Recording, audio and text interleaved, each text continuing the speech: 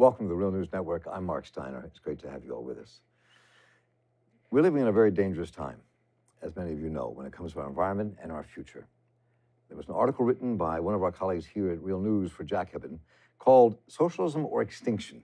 Dharna Noor wrote it. She is one of the leaders of the Climate Bureau here at the Real News, and it is a devastating article that makes you wake up.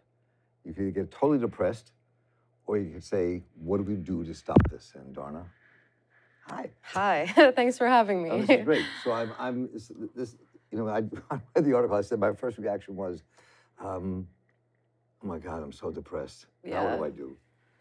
So talk about. Because we've talked about some things you wrote about in here, but you really were trying to put the dangers we face about the environment and our Earth at the foot of capitalism and the foot of where our societies are taking us.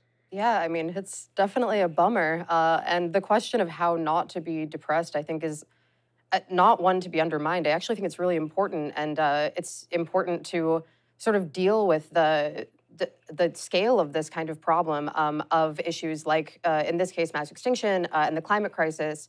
But also, I guess it's important that we find a way to collectively not let that depression inhibit our ability to act. So something that's really important for me is to note that there are ways that we can combat, for instance, the mass extinction crisis that would also make life for humanity far better in the short term. So, I mean, in a sense, this article is just a list of ways that we can do that, a list of facts. But there's ways that if we make a more just food system, for instance, we could have short-term benefits and, of course, long-term benefits. So, in a sense, I think that gives me hope. It means that, at least fighting the greatest crises of our time will not necessarily make life worse for people. In fact, I think in many cases it will make life better for many people. Some of the stuff you put in this article, and it was really well done and really well written, and thanks, Mark. And for me, it was also overwhelming because you have to wrestle with the reality in your face. Yeah. When you write about 40% of all amphibian species, 1/3 of all coral reefs, all marine mammal societies are just being devastated. The pollinators are gone. 85% of our wetlands in the earth have been decimated with development or for whatever other reason. So, but to stop that onslaught is the question, and which is not an easy thing to answer because people keep saying capitalism is a problem, or perhaps capitalism is a problem, but capitalism isn't going anywhere tomorrow morning, and the earth is slowly dying, rapidly dying. Losing species, as you wrote, 1,000 times faster than ever before. Yeah. I of course do not disagree that capitalism is the problem, but I also don't think that it's true that, until we abolish the profit motive, we can't make any real changes. I do think that it's important to fight for reforms that could come long before we get to anything like socialism. For instance, we don't need to dismantle capitalism to change what kinds of crops get subsidized. We could easily, I think I said in the article, feed 1 billion more people, or even billions more people, if we just started prioritizing growing food for people instead of food that gets fed to livestock, which is far less efficient in terms of land use and in terms of its footprint in terms of energy. We could we could subsidize things like oats instead of corn, which is less energy intensive to grow. So there are things that we could do, I think, in a reformist sense in the meantime. But I think it is important to sort of keep the end goal in mind and to see that the thing driving this is really the motive to grow our profits above everything else, above taking care of the planet's Earth, the planet, and people's health. And I think that's part of the subtext that drives your entire article. It's just what you just said.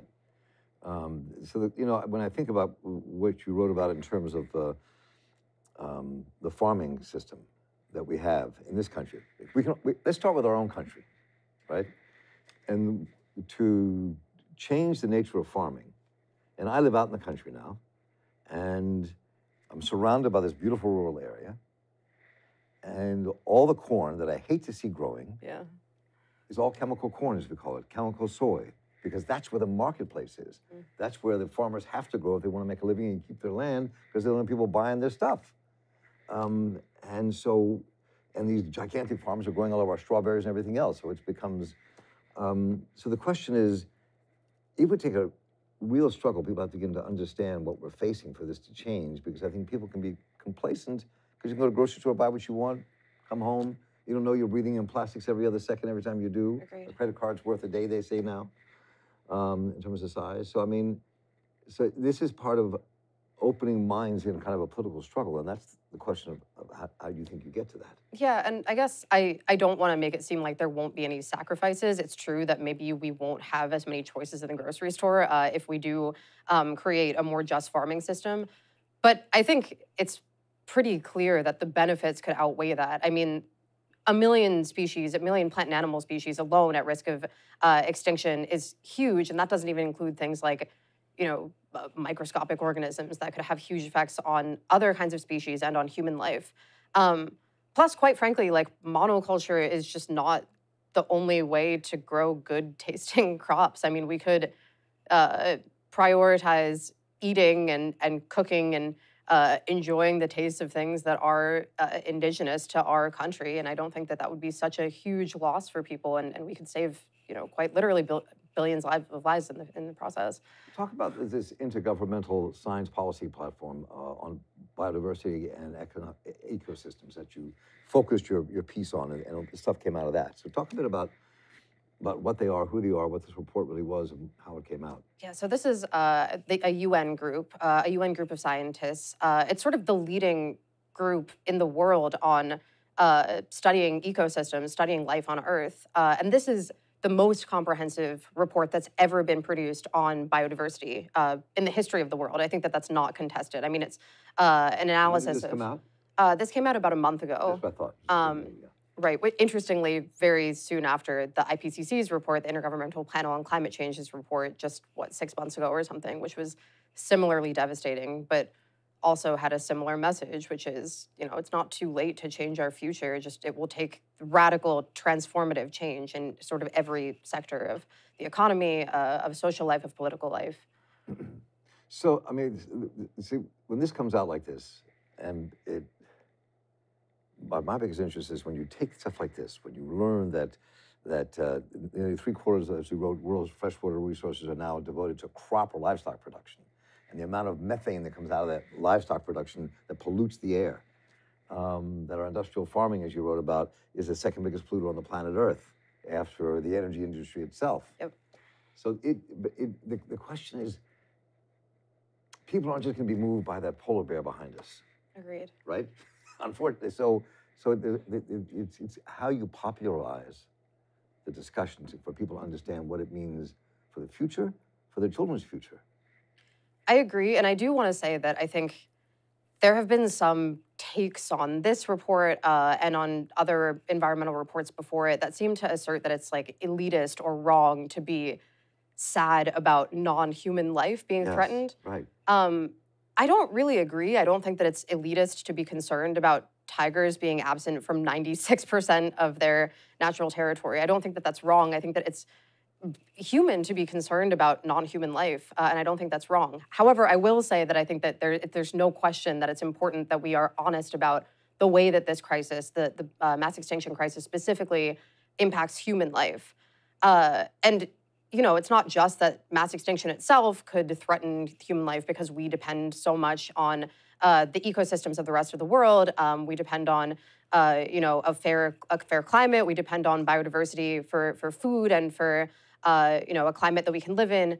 But also the drivers of this biodiversity crisis are actually the drivers of much, much human suffering themselves. So it's not just that biodiversity loss is bad for human life. It's also that, industrial agriculture has been devastating for farmers. Farmers have lost many, many profits as these 4 companies that control the majority of the world's industrial agriculture actually are growing. So it's not just that eventually these systems will be bad for people. I think right now there are millions of people suffering because of these systems that are driving this crisis. And we covered the Monsanto-Bayer merger and all the rest that are happening that are devastating the food industry. And when you write about 2/3 of the people of Asia go hungry, 1 out of 6 children starve in developing world and die from starvation. that in a country like ours, which is apoplectic on some sectors over immigration and people coming into America, this is what's driving people to leave. This is what's driving people to move because they have no choice. They've got to move. Yep. You know, I interviewed Babayar earlier today about what's going on in Mali and the war going on in Mali, and that's all being fueled by the climate crisis and by the urge to get more minerals out of West Africa. Yeah, and Africa is, of course, it's always the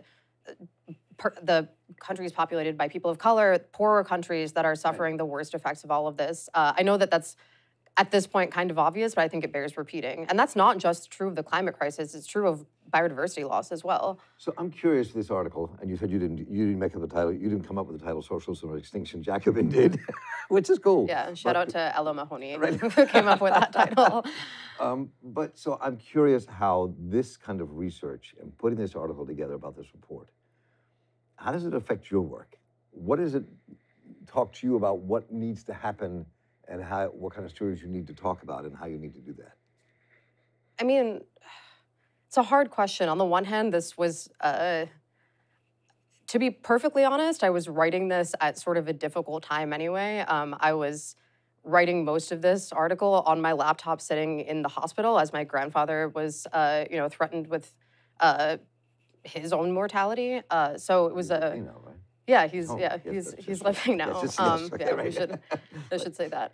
But yeah, I mean, it was an emotional time anyway. I mean, I felt like I was potentially grieving the life of somebody so close to me who's nearing the end of their life, and then also grieving, in a sense, the future of so many other people's lives, human and non-human alike. And it's not easy, obviously, to reckon with a crisis of this scale. I mean, I already find it really difficult to reckon with something as huge as the climate crisis. And then this report argues that about the biodiversity crisis, which is separate, I mean, it's inextricable from the climate crisis, but it is a separate crisis in and of itself, is on the same scale of the climate crisis. That's huge and devastating. But in a sense, like, that makes it kind of easier to write about. I mean, you don't need to develop some incredible narrative to show the statistics speak for themselves. I heard David Wallace Wells, the acclaimed climate journalist, David Wallace Wells, much has been made of his newest work, say in an interview, you know, these statistics have all of the poetry that you need in them. You don't need to prove to somebody that 1 million species facing extinction is bad. I mean, that's just, the scale of that problem is obvious if you encounter these kinds of statistics. The question is, I think, as you're saying, how to make this relevant to human beings. And I think, actually, the IPBES report does that really, really well. It makes a strong case that shows that humanity will be affected by this crisis. I just think it's important to, again, show that it's already affecting human life. Well, I think it's really important for the viewers here, people on YouTube, to know that you have taken the Climate Bureau seriously and having pushed that here at The Real News. And this article is just kind of the heart of why this heart beats so strong and what you have to do. So I just want to say I really deeply appreciate the article you wrote. Thanks, Mark. In Jacobin, Socialism or Extinction, about what we face. And we look forward to a great deal, many reports coming from you and the other folks in the Climate Bureau here. Thanks so much for having me, Mark. Thanks, Dharna. This is great. And that was Dharna Noor, and I'm Mark Steiner here with The Real News. We both are. So we'll be both talking to you again soon about many things. Take care.